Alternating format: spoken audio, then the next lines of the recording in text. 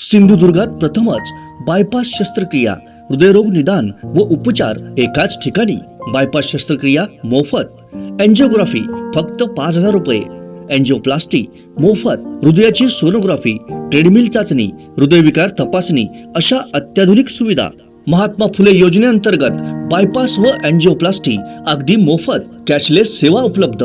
Super speciality lifetime hospital, Padve, Kasal Malvan मार्गालगत, तालुका कुडाळ, जिल्हा सिंधुदुर्ग. संपर्क हृदयशास्त्र विभाग, सिद्धेश रासम, 8355 88 56 67. हॉस्पिटल रिसेप्शन 023 67 23 40 00 आणि मोबाईल 93 700 56 076 94 209 076 61 आणि 70 202 90 316.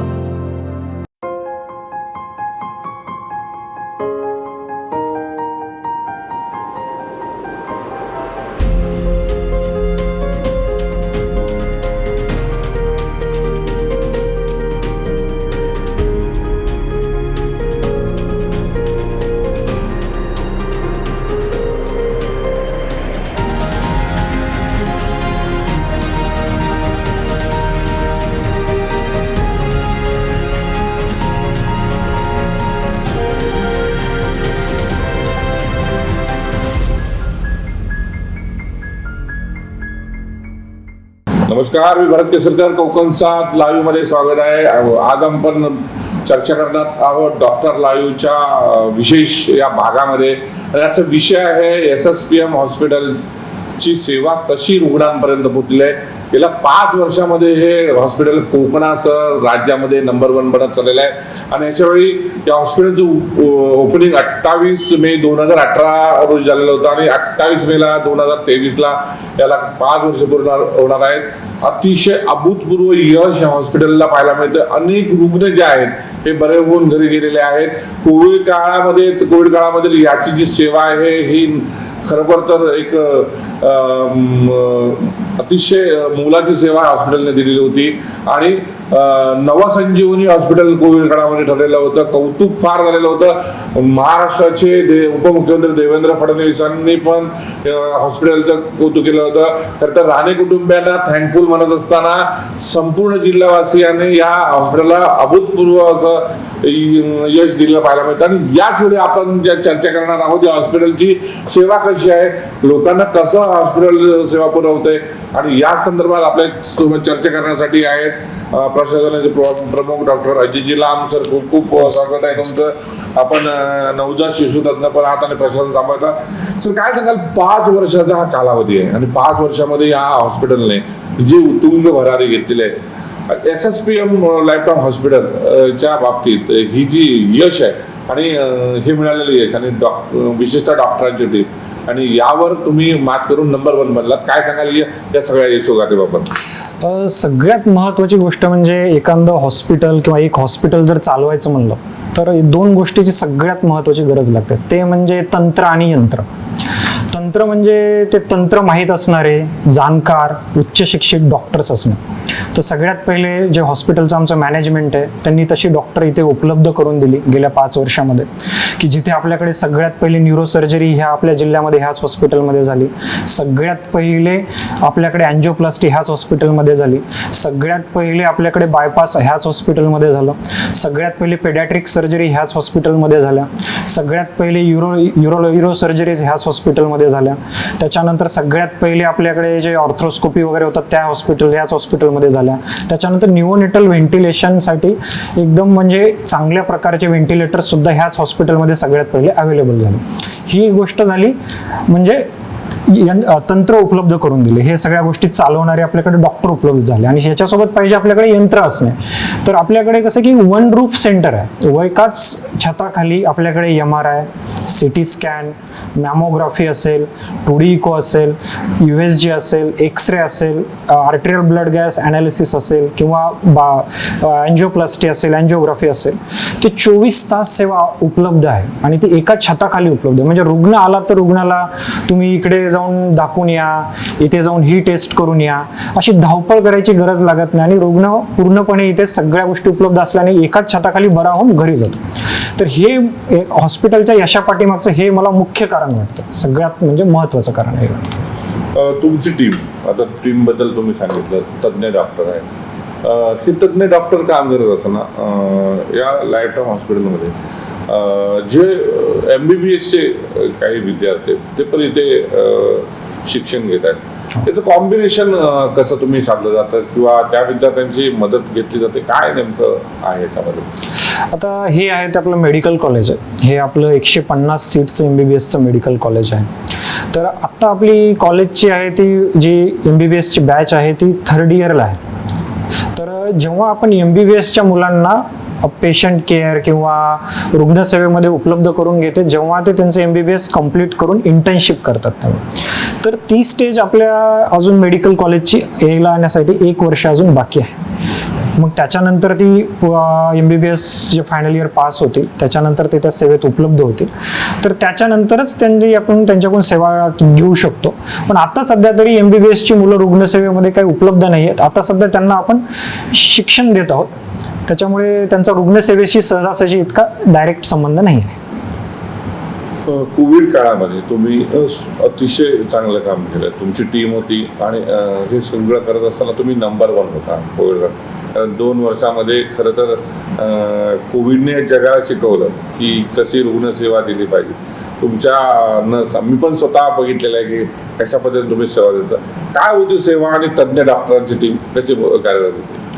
कोविड काळामध्ये आपलं हॉस्पिटल जे होतं ते जवळजवळ 150 ते 180 रुग्णांना सेवा देत होतं एकाच वेळेला.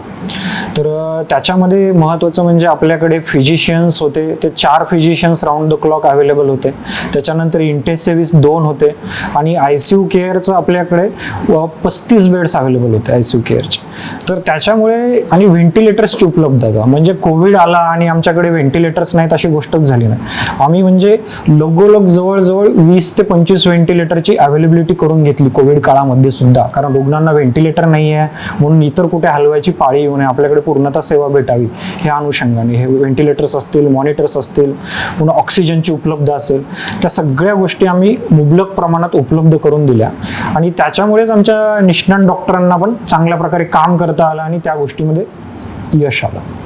Sir, super specialist type hospital आहे, तर रुग्णांच्या बाबतीत त्यांना श्युअरिटी पाहिजे असते किंवा वाचण्याची. बरोबर. अशा वेळी याचं प्रमाण कसं आहे तुमचं? एकंदर सरासरी 100% मानलं तर रुग्ण वाचण्याचं प्रमाण आजपर्यंत तुम्ही पर्सेंटेज कसं जपलं आहे? आता पर्सेंटेजमध्ये बोलण्यापेक्षा ना आपण थोडंसं जरा एक सत्य परिस्थिती जाणून घेतली पाहिजे या बाबतीत, की आपल्याकडे हे टर्शरी केअर हॉस्पिटल आहे. तर इकडे येणारे रुग्ण जे असतात ते बाहेर कुठेतरी हॉस्पिटलमध्ये त्यांनी 5 दिवस 6 दिवस सेवा घेतलेली असते. मग तिथे जेव्हा त्यांची परिस्थिती बिघडते किंवा त्यांची तब्येत खूप खराब होते तेव्हा ते आपल्याकडे रेफर केली जातात टर्शरी केअरला. तर रेफर करण्याचं मुख्य कारण काय असतं की त्यांची तब्येत चांगली होत नाही आहे, दिवसेंदिवस बिघडत चालली आहे. मग त्यांना व्हेंटिलेटरची आवश्यकता आहे किंवा त्यांना BP वाढवणाऱ्या औषधांची आवश्यकता आहे किंवा त्यांना इतर काही ऑपरेशन्सची आवश्यकता आहे जे तिथं होऊ शकत नाहीत. मग अशा वेळेला ती रुग्ण आपल्याकडे शेवटच्या स्टेजला येतात. मग ते शेवटच्या स्टेजला आल्यावर सुद्धा आपण 100% त्यांच्यावर पूर्णतः प्रयत्न करतो. जर आपण एक स्टॅटिस्टिक्स बघितलं किंवा आपण एक रेट बघितला, आपण मुंबई, पुणे, कोल्हापूर असे एक मोठ्या सिटीजमध्ये पण सुपर स्पेशालिटीचे हॉस्पिटल्स आहेत, तर तशा ठिकाणी जी रुग्णांचा दगावण्याचा रेट आहे आणि आपला जो हॉस्पिटलचा रेट जर कम्पेअर केला तर आपला रेट खूपच क्षुल्लक आहे. म्हणजे 0.05% आमचा मॉर्टॅलिटी रेट आहे, म्हणजे रुग्ण दगावण्याचा रेट. तर 99%च्या वर रुग्ण आपल्याकडे पूर्णतः उत्तमरित्या बरी होऊनच घरी जातात. तर तो रेट म्हणजे थोडासा आपण ह्या अनुषंगाने बघितला पाहिजे की कोणत्या प्रकारचे रुग्ण आपल्याकडे येतात त्याच्यानुसार. सर, यानंतर अतिशय महत्त्वाचा प्रश्न, हॉस्पिटलच्या बाबतीत इथले उपचार पद्धती आणि यानंतर तो उपचार पद्धती ज्या दिल्या जातात आणि त्यासाठी येणारा खर्च, मग ते मेडिसिन असू दे किंवा इथलं बिलिंग वगैरे, या संदर्भात काय सांगाल तुम्ही?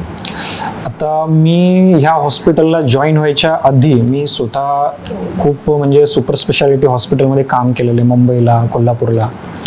तर मी जेव्हा त्या रेट्सला पाहतो आणि कम्पेअर करतो तर तिथल्या रेट्सपेक्षा आपल्या हॉस्पिटलचे रेट्स म्हणजे एक 40% समजू शकतो त्या रेट्सला 100%. तर खूपच तीच सेवा देतोय आपण, पण ती एकदम अल्प प्रमाणात देतो. त्याबरोबर कसं आहे की आपल्याकडे शासनाच्या सुविधा पण अवेलेबल आहेत, जसं की महात्मा फुले जन आरोग्य योजना आहे. तर महात्मा फुले जन आरोग्य योजनेत जेवढे पण पॅकेजेस अवेलेबल आहेत तेवढे पॅकेजेस आपण रुग्णांना उपलब्ध करून देतोच. पण आता कसं आहे की महात्मा फुले जी योजना आहे त्याच्यामध्ये सगळ्याच आजारांची पॅकेजेस नाही. जसं की आता एक सामान्य प्रस्तुती आहे किंवा एक सिझेरियन सेक्शन आहे, त्याची पॅकेजेस त्यांनी अवेलेबल ठेवली होती एक 2020 पर्यंत, पण नंतर त्यांनी ती शासनाने ती काढून घेतली. पण त्या सुद्धा जे ऑपरेशन्स आहेत नॉर्मल डिलिव्हरी सिझेरियन सेक्शन आहे त्याच्यासाठी रुग्णांना जास्त प्रमाणात पैसा खर्च करू नये म्हणून आम्ही शुल्क एक 5,500 आम्ही सिझेरियन सेक्शन करतो. तर मला वाटत नाही पूर्ण सिंधुदुर्ग जिल्ह्यात कुठं 5,500 सिझेरियन सेक्शन होत असेल कोणत्या प्रायव्हेट हॉस्पिटलला, ते पण इतकं अद्ययावत सुविधा असलेलं.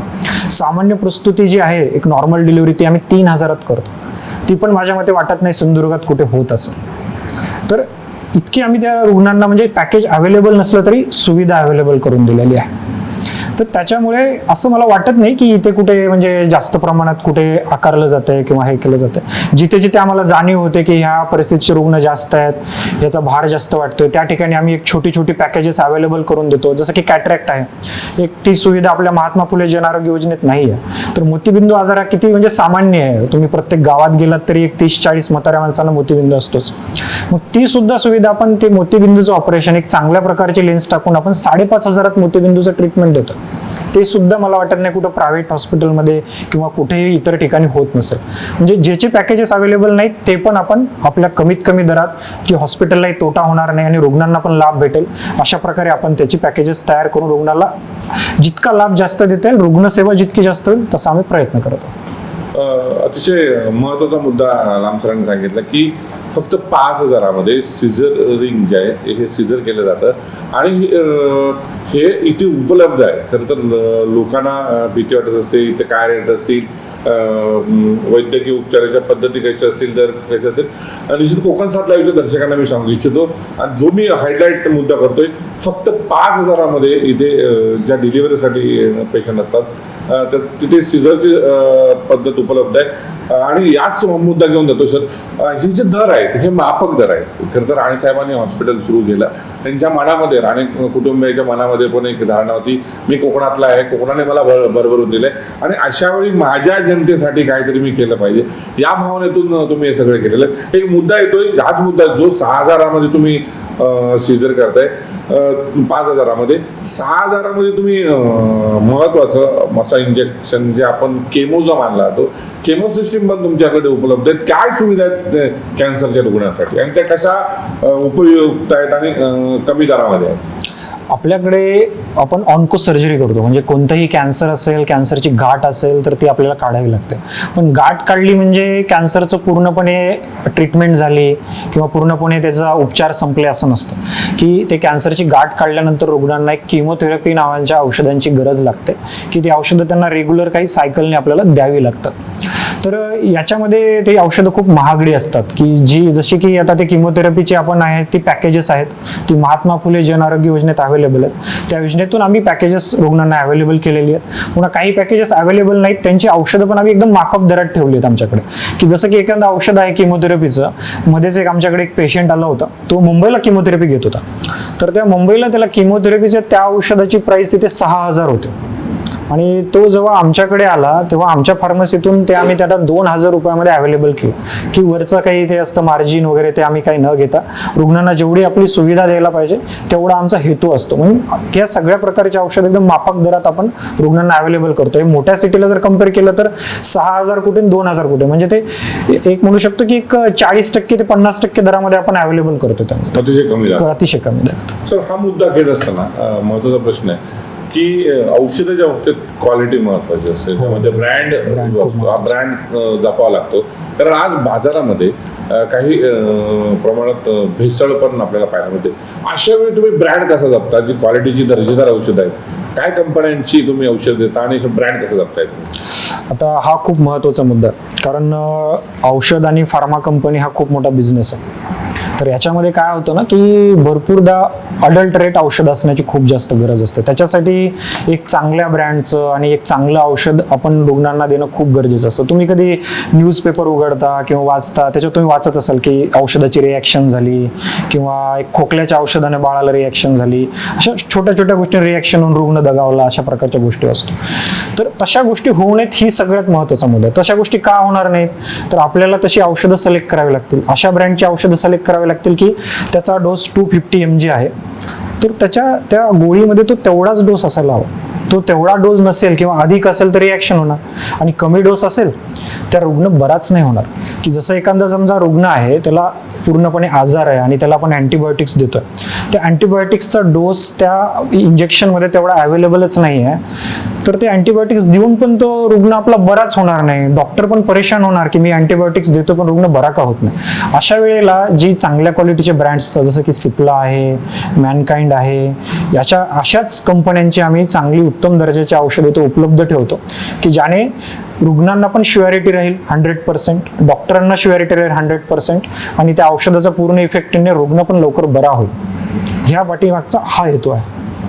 सर, ही चर्चा पुढे जात असताना अतिशय महत्त्वाचा प्रश्न निर्माण होतो, तो म्हणजे रुग्णाचे जे नातेवाईक असतात त्यांच्या बाबतीत त्यांना धीर देणं अतिशय महत्त्वाचं असतं. मग त्यांचे नातेवाईक रुग्णाचे असतील, त्यांची फॅमिली असेल आणि तुमचं प्रशासन असेल, इथले डॉक्टर असतील, तुमचा स्टाफ असेल, यांच्यात त्यांचे ऋणानुबंध कसे जुळतात, कशा पद्धतीने त्यांना तुम्ही चांगली वागणूक देता, त्यांच्याशी कसे वागण्याचा प्रयत्न तुमचा स्टाफ करतो? आता म्हणजे रुग्ण आपल्याकडे ॲडमिट झाला तर जनरली कसं असतं की 2 डिव्हिजन असतं. एक जनरल वॉर्ड असतो सामान्य आपलं, आणि त्याच्यानंतर ICU केअर असते. आणि तर ICU केअर जिथे होते, जसं NICU आहे किंवा मोठ्या माणसांचं ICCU आहे, तर तशा ठिकाणी आपले जे इंटेन्सिव्हिस्ट असतात, डॉक्टर असतात, ते दररोज सकाळी आणि संध्याकाळी रुग्णाच्या नातेवाईकांना भेटतात. आपल्याकडे काउन्सिलिंग रूम आहे, त्या काउन्सिलिंग रूममध्ये 2-3 नातेवाईकांना आतमध्ये घेऊन रुग्णाची पूर्णपणे माहिती देतात की आपण काय ट्रीटमेंट आता करत आहोत, रुग्णाची किती प्रमाणात परिस्थिती आता सुधारली आहे, इथून पुढे आपण काय ट्रीटमेंट करणार आहोत आणि रुग्ण किती दिवसांनी पूर्णपणे चांगल्या प्रकारे बरा होईल याचा अंदाज काय आहे. तर याची रुग्णांच्या नातेवाईकांना पण माहिती दिली जाते की त्यांना पण त्याच्यामध्ये पूर्णपणे पारदर्शकता असावी, आपण काय ट्रीटमेंट करत आहोत आणि कशा प्रकारे रुग्ण बरा होतो आहे याच्याविषयी. आणि रुग्णांचे जे नातेवाईक आहेत आणि आमचे जे कर्मचारी आहेत यांचे संबंध बऱ्यापैकी म्हणजे चांगलेच असतात. आता आमच्याकडे तक्रार निवारण केंद्र आहे किंवा कोणाचं काही प्रॉब्लेम्स असतील, काय असतील, तक्रारी असतील, तर आम्ही एक तक्रार निवारण केंद्राचा बॉक्स ठेवला आहे आमच्याकडे रिसेप्शनच्या तिथे. तर तिथे कोणी तक्रार टाकू शकतं, त्यांना हॉस्पिटलच्या कोणत्या कर्मचाऱ्याविषयी, कोणत्या डॉक्टरविषयी, कोणाविषयी काही प्रॉब्लेम असेल किंवा त्यांना काही दुसऱ्या गोष्टीचे प्रॉब्लेम्स असतील ते तिथे तक्रार टाकू शकतात. पण आतापर्यंत आम्हाला तशा तक्रारी काही अजून उपलब्ध झालेल्या नाही आहेत, आणि ते म्हणजे चांगली गोष्ट आहे ॲक्च्युली. आणि त्याच्यामुळे तसे ऋणानुबंध चांगले आहेत आणि चांगल्या प्रकारे सेवा होत आहे. रुग्णांच्या जीवनाविषयी, मग रुग्णाला जेवण हे चांगल्या क्वालिटीचं अपेक्षित असतं, आणि यावेळी म्हणजे कोरोना काळातही बघितलं तुमचं जेवण पण अतिशय चांगलं असतं, गरम जेवण असतं, आणि जे घरामध्ये जेवतो तोच आनंद रुग्णांना इथे मिळतोय. कसं सेवा देत आहे असं काय सांगाल? आपल्याकडे एक आपल्या हॉस्पिटलमध्येच किचन आणि कॅन्टीन आहे, ते मोठं कॅन्टीन आहे. तिथे जवळजवळ आपल्याकडे एक 30 ते 35 लोक राऊंड द क्लॉक काम करतात त्या कॅन्टीनमध्ये. ते म्हणजे कुक म्हणून, पुन्हा एक सर्व्हिस बॉय म्हणून, आणि इतर गोष्टी सामान आणण्यासाठी किंवा तिथे इतर कामं करण्यासाठी मावश्या आहेत. तर याच्या प्रकारे आपण प्रत्येक रुग्णांचं, आमच्याकडे डायटिशियन आहेत, तर डायटिशियन त्या रुग्णांची कंडिशन बघतात. जसं की बीपीचा रुग्ण आहे, त्याला आपल्याला कमी काय म्हणतो आपण त्याला, म्हणजे नमक असलेला द्यायला पाहिजे, आपण सॉल्ट असलेलं, कमी मिठाचं द्यायला पाहिजे. तर तसं अन्न स्पेसिफिक आपण तयार करतो. पुन्हा काही जी रुग्ण असतात, जशी छोटी बाळं आहेत, त्याचं वजनच वाढत नाही, त्याचे प्रॉब्लेम्स आहेत, तर त्याला जास्त प्रथिन असणारं, प्रोटीन असणारं आपण आहार दिला पाहिजे, त्याला एग्स दिली पाहिजे, मिल्क दिली पाहिजे. तर तशा प्रकारे आपण डाएट प्लॅन करतो. डायटिशियन ती ऑर्डर खाली जाते आपल्या किचनमध्ये, आणि किचनमध्ये तशी ऑर्डर गेल्यावर आपलं किचन तसं प्रिपेअर करून एकदम वेळेवर 2 वेळेला नाश्ता आणि 2 वेळेला पूर्ण जेवण आपण रुग्णांना पुरवतो. सगळं हे होत असताना उपचार पद्धती महत्त्वाची, आणि तुमची टीम जी आहे ही टीम एक मोठी टीम आहे अशी चर्चा आहे. कोण डॉक्टर आहेत आणि काय काय वैद्यकीय सेवा ज्या आहेत ते डॉक्टर पुरवतात, म्हणजे जे पार्ट आहेत प्रत्येक पार्ट, मग तो कार्डियक असेल किंवा गायनॅक असेल, असे जर पार्ट म्हणले किती भाग आहेत आणि कोणकोणते डॉक्टर कशा पद्धतीने उपचार करतायत? एक तर क्लिनिशियन डॉक्टरांचा जर विचार केला ॲज अ डॉक्टर म्हणून पेशंट केअरमध्ये डायरेक्ट इन्व्हॉल्व असलेले, तर तशी आपल्याकडं जवळजवळ एक 40 डॉक्टर अवेलेबल आहेत आत्ता सध्या. आणि त्याच्यामध्ये एक सुपर स्पेशालिटीचा भाग येतो. सुपर स्पेशालिटी म्हणजे त्याच्यामध्ये आपण अँजिओप्लास्टी करतोय, ते आपल्याकडं डॉक्टर रमेश माळकर आहेत, ते निष्णांत आपल्याकडं कार्डिओलॉजिस्ट आहेत. तर ते आपल्याकडे अँजिओप्लास्टी अँजिओग्राफी करतात आणि कार्डियक पेशंट्सना पाहतात. त्याच्यानंतर कार्डिओथोरॅसिस सर्जरी, जसं CABG कार्डिओ बायपास सर्जरी करतो आपण, तुम्ही ऐकलं असेल. त्याच्यासाठी डॉक्टर निर्लीकर आहेत, ते निष्णांत CVTS सर्जन आहेत, ते अवेलेबल आहेत. पुन्हा त्याच्यानंतर महत्त्वाचा प्रॉब्लेम म्हणजे आजकाल सगळीकडे उद्भवतो तो डायबिटीज होऊन सगळ्यांना किडनीचे प्रॉब्लेम्स होतात आणि त्यांना डायलिसिस करावं लागतं. पण फक्त डायलिसिस ही म्हणजे रुग्णांची सेवा होत नाही, त्याच्याबरोबर त्या रुग्णांना किडनी रिलेटेड आजारांसाठी पूर्णपणे ट्रीटमेंट मिळण्यासाठी नेफ्रोलॉजिस्टची गरज असते. तर आपल्याकडे डॉक्टर प्रकाश घोगळे आहेत, ते म्हणजे सुपर स्पेशालिस्ट नेफ्रोलॉजिस्ट आहेत, ते आपल्याकडे 24 आवर्स अवेलेबल आहेत. त्याच्यानंतर आपल्याकडं मुख्य म्हणजे MD रेडिओलॉजिस्ट 24 आवर्स अवेलेबल आहेत आपल्याकडे. डॉक्टर संदीदी पोयाम आहेत, त्या म्हणजे कधी इमर्जन्सीला कोणाचं डॉपलर करायचं, सोनोग्राफी करायचं, ते अवेलेबल आहेत. त्याच्यानंतर ऑप्थॅल्मिक सर्जन अवेलेबल आहेत आपल्याकडे, ऑर्थो सर्जन अवेलेबल आहेत. त्याच्यानंतर युरो सर्जन अवेलेबल आहेत. मी स्वतः न्यूरोनेटॉलॉजिस्ट अवेलेबल आहे. त्याच्यानंतर आमच्याकडे अजून माझ्यासोबत एक टीममध्ये डॉक्टर आपले वृषांक नाईक म्हणून, ते पण पेडियाट्रिशियन अवेलेबल आहेत. गायनेकोलॉजिस्टची आपल्याकडे टीम अवेलेबल आहे. तर असं म्हणजे कोणतं डिपार्टमेंट असं शिल्लक राहिले जे अवेलेबल नाही असं मला तर वाटत नाही. म्हणजे पूर्णच एकदम कॉम्प्रेहेन्सिव्ह टीम आहे. आणि खास म्हणजे इंटेन्सिव्ह केअरसाठी आपल्याकडे डॉक्टर शैलेंद्र शिरवाडकर अवेलेबल आहेत. ते 16 बेडचा आपला ICU चालवतं, त्याचे पण रिझल्ट खूपच उत्तम आहेत. त्याच्यामुळे असं कोणत्याच शिल्लक असं राहिल्यासारखं नाही आहे. थोडक्यात कोकणातल्या विशेषतः सिंधुदुर्गातील रुग्णांना कोल्हापूर, पुणा, सातारा, सांगली किंवा जवळचं बेळगाव असेल किंवा गोवा इथे जाण्याची गरज भासणार नाही, अशा पद्धतीने टीम कार्यरत आहे. काय वाटतं? म्हणजे तशी गरज तर उद्भव होऊ नयेच याच्यासाठीच ही आपण इथे म्हणजे सेवा उपलब्ध करून दिली आहे. आणि त्याप्रमाणे काय होतं की ही डॉक्टर असणं उत्तम हे तर महत्त्वाचंच आहे, पण त्याच्याबरोबर आपल्याकडे जो टेक्निशियन पार्ट आहे, टेक्निकल जी लोक आहेत काम करणारी, ती अवेलेबल असणं खूप महत्त्वाचं असतं. की प्रत्येक मशीन चालवायची म्हणलं तर त्या प्रकारचे निष्णात टेक्निशियन पण अवेलेबल असतात, टेक्नॉलॉजिस्ट अवेलेबल असावे लागतात. तशा प्रकारे त्या आपल्याकडे एक 2D echo technicians, cath lab technicians, OT technicians, EEG technicians, पुन्हा रेडिओलॉजीचे टेक्निशियन्स, ते आपल्याकडे 24 आवर्स कार्यरत असतात राऊंड द क्लॉक. म्हणजे त्याच्यामुळे असं नाही होत की कोणीतरी आपल्याकडे म्हणजे एक्सपर्ट माणूस आपल्याकडे 24 तास अवेलेबल नाही, रुग्णांना ती सेवा मिळू शकत नाही, असं आम्ही होऊच देत नाही. त्याच्यामुळे काय होतं की रुग्णांना इथून पुढे कुठे जाण्याचा म्हणजे प्रश्नच उद्भवत नाही, पूर्णपणे सेवा इथेच भेटते. एक जाता 2 प्रश्न, त्यातला एक महत्त्वाचा प्रश्न, बायपास सर्जरी पहिली झालेली होती आणि राणे साहेबांनी त्यांच्या चेहऱ्यावर हास्य दिसत होतं, कारण त्यांनी ज्या पद्धतीने हॉस्पिटल उभं केलं होतं त्याचा कुठेतरी रिझल्ट त्यांना पण बघायला मिळाला होता आणि तो एक सुवर्ण क्षण होता या हॉस्पिटलसाठी आणि तळ रुग्णासाठी. काय सांगायला असं आता तो रुग्ण कसा बरा झालेला आहे आणि ठणठणीत आहे? आता बायपास सर्जरी चालू होऊन आता म्हणजे जवळजवळ माझ्या मते 2-2.5 महिन्याच्या वर झालं. तर आतापर्यंत आम्ही तो रुग्ण तर चांगला झालाच, पण त्याच्याबरोबर त्याच्यानंतर आम्ही जवळजवळ एक 10 ते 15 सर्जरीज त्याच्यानंतर आम्ही केलेल्या आहेत. 10 ते 15? हो, 10 ते 15 झाले असतील. एक्झॅक्ट आकडा माझ्याकडे नाही आता, पण एक 15 तरी झाले असतील. त्याच्यानंतर आम्ही बायपास सर्जरीज केल्या, कारण आम्ही दर आठवड्याला 2-3 सर्जरीज बायपासच्या आता रेग्युलर करत आहोत. आणि सगळीच्या सगळी रुग्ण आतापर्यंत ठणठणी आहेत आणि सगळे फॉलोअपला येत आहेत. कोणालाच काही म्हणजे असा इतर प्रॉब्लेम नाही आहे आणि सगळी रुग्ण उत्तमरित्या बायपास सर्जरी होऊन घरी आहेत.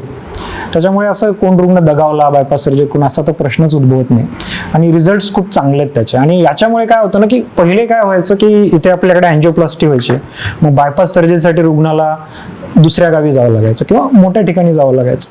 आणि ती गोष्ट आम्हाला जाणवली की हे असा प्रॉब्लेम येत आहे. तर त्याच्यासाठी जे इन्स्ट्रुमेंट्स असतात ते इन्स्ट्रुमेंट्स सगळी आपण अवेलेबल केली.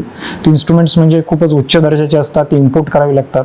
ती मशीन्स सगळ्या आपण अवेलेबल केल्या. त्या प्रकारचा टेक्निकल जो सपोर्ट पाहिजे बायपास सर्जरीसाठी तो टेक्निकल सपोर्ट आपण अवेलेबल करून दिला. आणि डॉक्टर निर्लीकर CVTS सर्जन ते अवेलेबल करून दिले. आणि त्याच्यामुळे आपल्या आता डिस्ट्रिक्टमध्ये जे बायपास सर्जरीसाठी जे अँजिओग्राफी झाल्यानंतर त्यानंतर बायपास सर्जरी करण्यासाठी जे रुग्ण असतात इलिजिबल, त्या रुग्णांना बाहेर कुठे जाण्याचा प्रश्नच उद्भवत नाही. आणि महत्वाचं म्हणजे आता ती जी ही आहे सर्जरी, ती महात्मा फुले जन आरोग्य योजनेअंतर्गत पण आपल्या हॉस्पिटलला सँक्शन झाली. म्हणजे रुग्णांना जो आर्थिक पण जो सपोर्ट पाहिजे तो पण आता हॉस्पिटल मार्फत अवेलेबल झाला. म्हणजे आर्थिक सपोर्ट नाहीये म्हणून रुग्ण सर्जरी करत नाही असं पण आता इथून पुढे होणार नाही बिलकुलच. त्याच्यात एक मोठी गोष्ट समोर येते की बायपास सर्जरी, तब्बल 10 ते 15 बायपास सर्जऱ्या इथे झालेल्या आहेत आणि सगळे रुग्ण ठणठणीत आहेत. आणि सातत्याने हे प्रशासन आहे, हॉस्पिटल प्रशासन या रुग्णांची काळजी घेताना पाहायला मिळते. सर, ही सगळी चर्चा आपण पुढे चालू ठेवत असताना खरं तर आपल्याकडची रुग्णसंख्या ही वाढत आहे. 5 वर्षामध्ये जर तुम्ही रेशो बघितलात, 2018 मध्ये सुरू झाला, त्यानंतर 18 ते 19, 19 ते 20, 20 ते 21, 21 ते 22, 22 ते 23 याची रुग्णांची संख्या जी आहे ती वाढत आहे. मग ते कोरोना काळामध्ये तुम्ही दिलेली सेवा असेल, तुमचं बायपास एक नवीन युनिट सुरू झालं, लोकांनी त्याला पण साथ दिली. रुग्णांना बाहेर जाण्याची गरज नाही असं माझं मत एकंदर वाटतंय.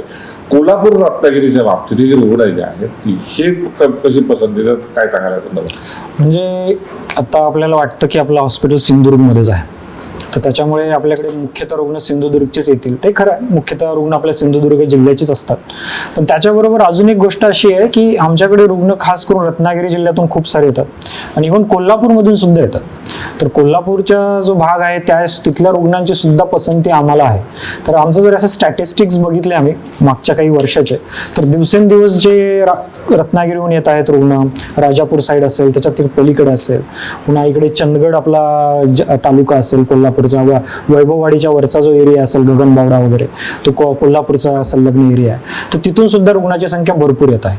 तर याच्याबद्दल जे आमचे जे PRO आहेत, जे फील्डवर काम करतात, त्यांची जी मेहनत आहे त्याच्यामुळे हे सगळं झालं असं मला वाटतं. तर त्या फील्डवर त्यांनी काम करताना काय अनुभव आहे, काय त्यांना वाटतं, याच्याविषयी माहिती जी आहे ते आमचे PROचे हेड देतील. आपले देवेंद्र घाडीगावकर म्हणून आहेत, ते बोलतील तुमच्याशी. खूप धन्यवाद. तुम्ही थांबाच इथे, कारण काही अंतिम टप्प्यामध्ये पण तुमच्याकडे मी येणार आहेत. आपल्यासोबत ते डॉक्टर अजित लांब अतिशय चांगली माहिती दिली, कारण ते महत्वपूर्ण भूमिका प्रशासनाचे इंचार्ज आहेत आणि स्वतः ते नवजात शिशुतज्ञ आहेत. त्यानंतर मी जातोय आपल्या याच भागामध्ये ज्याच्याशी आपण चर्चा करणार आहोत, OT incharge doctor Devendra Ghadigaonkar. Sir, खूप खूप स्वागत आहे कोकण साताऱ्याच्या डॉक्टर लाईव्ह मध्ये. सरांशी मी चर्चा करताना, sir, life time is the brand. आता ब्रँड बनत चाललाय, म्हणजे प्रत्येकाच्या घराघरात कोकणवासियांच्या लाईफ टाईम बद्दल, लाईफ टाईम म्हणजे 100% सुविधा मिळणार असं लोकांमध्ये आत्मविश्वास निर्माण झालेला आहे. हे सगळं होत असताना, ब्रँड निर्माण करत असताना 5 वर्षाची ही भरारी ही निश्चितच मोठी भरारी म्हणायला हरकत नाही लाईफ टाईम हॉस्पिटलच्या बाबतीत. माझा पहिला प्रश्न, आपल्याकडे रुग्ण वाहतुकीची जी सोय आहे, अशा वेळी रुग्ण तुमच्यापर्यंत जे पोहोचतात, कसा प्रवास होतो, काय सांगाल? मी प्रथमतः सांगू इच्छितो की SSP लाईफ टाईम हॉस्पिटल त्यांच्यामध्ये आपल्याकडे 4 रुग्णवाहिका फॅन्स अवेलेबल आहेतच. परंतु आता आम्ही अशा दुर्गम एरियाजमध्ये काम करतोय, चंदगड वगैरे. मी दुर्गम मुद्दा म्हटलं की ग्रामीणपेक्षा पण खूप आतमध्ये जाऊन आम्हाला काम करावं लागतं. त्या जाग्यांवरती अशा सोयीच अवेलेबल नाही आहेत की म्हणजे तिथे बसेस नाही अवेलेबल आहेत. तर आम्हाला आमच्या मॅनेजमेंटकडून काही बसेसची सोय करून दिली गेली आहे. म्हणजे तिथून रुग्णांना आणणं, त्या रुग्णांची पूर्णतः सगळी तपासणी करून त्यांच्यावरती उपचार करून त्याच्यानंतर त्या रुग्णांना त्यांच्या घरी पोहोचवणं, इथपर्यंत आम्ही आता सोयी सुरू केल्या. तर त्याच्यामुळे काय झालं आहे की आम्ही आमचं जो हॉस्पिटलचं नाव आहे ते त्या दुर्गम एरियामध्ये पोहोचू शकलो आहे की त्या लोकांना खरोखरची गरज आहे आणि ते लोक आपल्याकडे येऊ शकत नाहीत कारण काही सोयी सुविधा नसल्यामुळे. तर त्या दृष्टीने आम्ही आता एक स्टेप पुढे घेतली आहे. म्हणजे एक महत्वाची गोष्ट जी तुम्ही नमूद केली जाता, ग्रामीण भागातले जे रुग्ण आहेत, विशेषतः ज्या ठिकाणी बसेस पण पोहोचू शकत नाही, ते लोक येऊ शकत नाही, ज्यांच्याकडे गाड्यांची सुविधा नाही, अशासाठी तुम्ही प्रयत्न करतात. अतिशय कौतुकास्पद. एक कोकण सात लाईव्हच्या दर्शकांसाठी एक महत्वाची गोष्ट, चर्चेमध्ये एक मुद्दा समोर आलाय की लाईफ टाईम हॉस्पिटल ग्रामीण भागामध्ये, गावागावामध्ये गाड्यांची सोय उपलब्ध करते. ज्या ठिकाणी रुग्ण त्यांना आणण्यासाठी सुविधा नाही अशा वेळी त्यांच्यासाठी गाड्यांची सुविधा केली जाते. सर फार कौतुकास्पद गोष्ट मानली पाहिजे. आणि याच अँगलने माझा दुसरा प्रश्न आहे, लाईफ टाईम हॉस्पिटलच्या बाबतीत जे गरीब रुग्ण आहे, हे गरीब रुग्ण रुग्णालयात पोहोचण्यापर्यंत जी तुम्ही सेवा देता, कसं सेवा आहे आणि यासाठी काही चार्ज वगैरे तुम्ही घेता का? मी सांगू इच्छितो की प्रथमतः आम्ही काय करतो की ज्या ग्रामीण भागामध्ये आम्ही 15 ते 20 एक आरोग्य शिबिरं अरेंज करतो. त्यांच्यापर्यंत त्या लोकांपर्यंत पोहोचतो. त्या लोकांमध्ये काय आरोग्यविषयक समस्या आहे त्या जाणून घेतो. त्याच्याप्रमाणे त्या रुग्णांना काय काय गरज आहे त्या गरजेनुसार आम्ही पेशंटना इथे आणून फक्त जर त्यांची फक्त टेस्ट करून घ्यायची असेल तर टेस्ट करून घेतल्या जातात. त्यांच्यावरती काही प्रमुख उपचार करून घ्यायचे असेल तर प्रमुख उपचार करून घेतले जातात. ऑपरेशन करायचे असेल तर ऑपरेशन करून घेतले जातात. आणि त्यानुसार आम्ही त्या रुग्णांना त्या दृष्टीने प्रत्येकाला आम्ही टाईप करून जातो. ही जे मोफत शिबिर आहेत, तुम्हाला ते शिबिर घेतले म्हणतात, त्यासाठी शुल्क वगैरे काय आकारलं जातं, काय पद्धत आहे? नाही, मोफत शिबिरचा अर्थच तो आहे आमच्याबाबत की पूर्णतः मोफत शिबिर केलं जातं. आणि त्याच्यामध्ये आणि एक गोष्ट सांगू इच्छितो ती म्हणजे की मोफत शिबिर करतो प्लस त्याच्यामध्ये जे रुग्णांना काही आजार जाणवतात ते आजार आम्ही शक्यतो आमच्या स्कीम्स अंडर किंवा महात्मा ज्योतिबा फुलेच्या अंडर असं करून त्या रुग्णांना पूर्णतः ते आजाराचं वरचा उपचार पण मोफत करून दिला जातो, हे मी सांगू इच्छितो. सर अतिशय चांगली गोष्ट जी कोकण सातला दर्शनासाठी 15 ते 20 शिबिरं लाईफ टाईम हॉस्पिटल प्रशासनाने घेतली आणि मोफत सुविधा या ठिकाणी दिल्या आहेत. आणि जे रुग्ण मिळत आहेत त्या रुग्णांना इथपर्यंत आणण्याचं काम ही सेवा मानली पाहिजे, आरोग्य सेवा हे लाईफ टाईम हॉस्पिटल करते. सर या अनुषंगे माझा एक अतिशय महत्त्वाचा प्रश्न की रुग्णांच्या नातेवाईकांना, जे तुम्ही रुग्ण असतात, यांना कशी माहिती तुम्ही देता किंवा त्यांच्यापर्यंत अप्रोच तुम्ही कसे असता? नॉर्मली कसं असतं की public relationship officer post PRO म्हणून एक पोस्ट असतं. तर PROचं काम असतं की रुग्ण आणि आपला हॉस्पिटल याच्यामधला एक दुवा बनून राहायचं. म्हणजे जे काही प्रॉब्लेम्स रुग्णांचे आहेत ते हॉस्पिटलपर्यंत पोहोचवणं आणि हॉस्पिटलमधल्या सुविधा सोयी सगळ्या गोष्टी रुग्णांपर्यंत पोहोचवणं. तर आमच्याकडे तर आता PROची एक टीम बनवली गेली आहे. म्हणजे प्रत्येक डिपार्टमेंटसाठी आम्ही वेगवेगळे PRO ठेवले आहेत.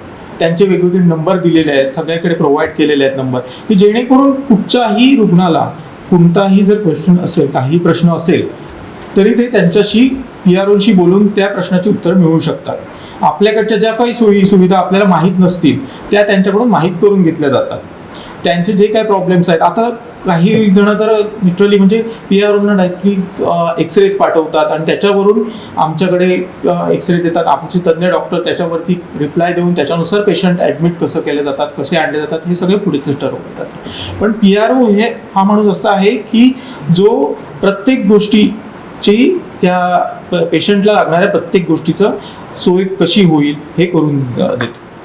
सर हॉस्पिटलच्या अनुषंगाने अजून एक महत्त्वाचा प्रश्न आहे की लाईफ टाईम हॉस्पिटलमध्ये उपचारासाठी रुग्णांची संख्या ओघ वाढते. ही रुग्णांची ओघ वाढण्याची पद्धत आहे, जी रुग्ण मोठ्या प्रमाणात येत आहेत, हे याबद्दल काय सांगाल? त्यांना सेवा जी आहे ही सेवा तुम्ही कशा पद्धतीने पुरवता?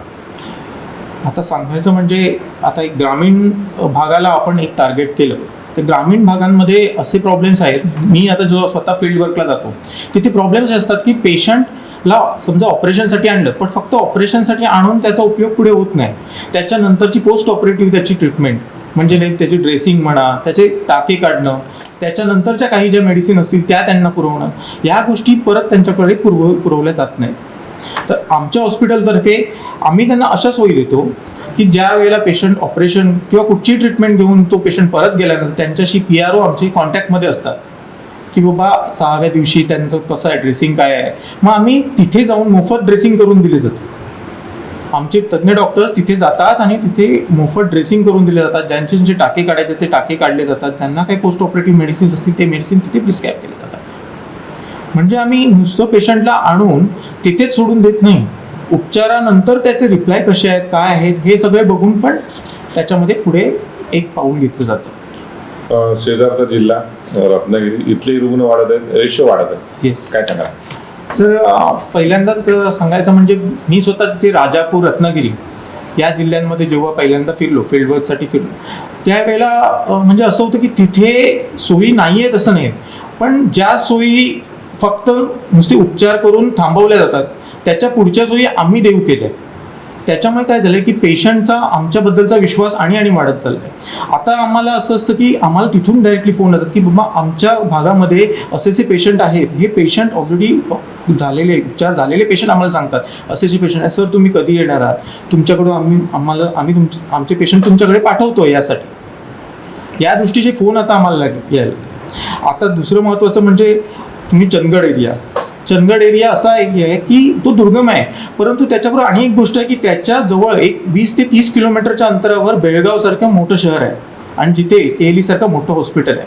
परंतु तिथून पण आमच्याकडे एवढे सारे पेशंट वाढायला लागले आहेत की त्यांचा विश्वास एवढा वाढतोय आमच्यावरती की बाबा इथे आल्यानंतर उपचार पूर्णतः मोफत होतात आणि सर्वात सुंदर म्हणजे चांगले उपचार होतात. उपचारानंतर पण आम्ही त्यांची काळजी घेतो, हे त्यांच्यासाठी खूप महत्त्वाचं आहे. आम्ही जेव्हा तिथे जातो त्यावेळेला आम्हाला जे त्यांच्याकडून रिप्लाय देतात ते खूप सुंदर असतात. हे झालं रत्नागिरीच्या बाबतीत. तर सिंधुदुर्ग जिल्ह्याचा सीमावर्ती भाग जर मानला तर तो अजून कोल्हापूर, फोंडा किंवा अन्य 3 घाटमार्ग आहेत. कोल्हापूर महत्वाचं आहे, चंदगड महत्वाचं आहे, बेळगाव महत्वाचं आहे. याशिवाय गोव्याचा सीमावर्ती म्हणजे दोडामार्ग असेल, पेडणे असेल, बांदा असेल, ह्या भागातून पण रुग्णांची संख्या आता वाढते. काय नेमकं कारण आहे आणि रुग्ण येतात ते बरे होऊन जात आहेत, कसं सेवा असते? सर आपल्या रुग्णालयामध्ये एवढ्या चांगल्या सुविधा सोयी उपलब्ध करून आम्ही दिल्या आहेत की आता त्या लोकांना आपला जिल्हा सोडून दुसऱ्या स्टेटमध्ये किंवा दुसऱ्या जिल्ह्यामध्ये जाण्याचं म्हणजे गोवाचं एक भाग घेतला तर गोव्यामध्ये जायची गरज पण पडत नाही, असं तर मी म्हणेन. त्याच्यामुळे काय होतात की सगळे पेशंट्स आता अट्रॅक्ट व्हायला लागले आहेत आपल्याच हॉस्पिटलकडे, कारण की आपल्या हॉस्पिटलमध्ये आपल्याच जिल्ह्यात राहून जर आपल्याला त्याच सोयी सुविधा मिळणार असतील तर का बरं त्यांनी बाहेर जावं, असे एक विचार आता यायला लागले आहेत. त्याच्या हे चांगले विचार आहेत. तर त्याच्यामुळे आपल्याला आता त्यांना पण पेशंट त्यांच्याकडून ते पेशंट आपल्याकडे वाढत चालले. सर एक महत्त्वाचा प्रश्न आणि तो शेवटचा प्रश्न आहे की महात्मा ज्योतिराव फुले जी जन आरोग्य योजना असेल, कॅशलेस विमा योजना असेल आणि मुख्यमंत्री सहायता म्हणजे सगळ्या याच्यातून ज्या सुविधा दिल्या पाहिजेत या तुमच्याकडे उपलब्ध आहेत, अशा वेळी तुमची टीम जी आहे कशी काम करते कमी वेळेमध्ये दर्जेदार सेवा देण्यासाठी? आम्ही आता हे जे आरोग्य शिबिर घेतली जातात त्या आरोग्य शिबिरामध्ये पण आम्ही महत्त्व करून हे हायलाईट केले जातात की या सगळ्या सोयी ज्या म्हणजे स्कीम आहेत, महात्मा ज्योतिबा फुले म्हणा, प्लस प्रधानमंत्री आरोग्य योजना म्हणा, या सगळ्या स्कीम आम्ही त्या पेशंटना तिथे क्लिअर सांगतो आम्ही त्यांना. त्यांच्या मार्फत आम्ही त्या रुग्णांना इकडे आणायचा प्रयत्न करतो की जेणेकरून त्या रुग्णांना मोफत सोय मिळेल आपल्या हॉस्पिटल आणि त्याच्यातूनच आपली ही संख्या वाढत चालली आहे. सर आमच्या माध्यमातून तुम्ही काय सांगाल? लोक बघतायत कोकण 7 लाईव्हचं थेट ते प्रक्षेपण चालू आहे. अशा वेळी जे रुग्ण आहेत किंवा जे रुग्णांचे नातेवाईक आहेत, मग अनेक उपचार पद्धती आता लांबसराने सांगितल्या, अद्यावत टेक्नॉलॉजी, बायपास तुम्ही 10 ते 15 केल्यात आणि एक चांगली सेवा दिली. तुमच्या माध्यमातून लोकांना काय सांगाल? उपचारासाठी तुम्ही इथेच दाखल व्हा आणि हा उपचार घेण्यासाठी काय आव्हान करणार आहात? जे आजारी आहेत किंवा रुग्णांचे नातेवाईक यांना काय नेमकं आव्हान करणार आहात त्या निमित्ताने?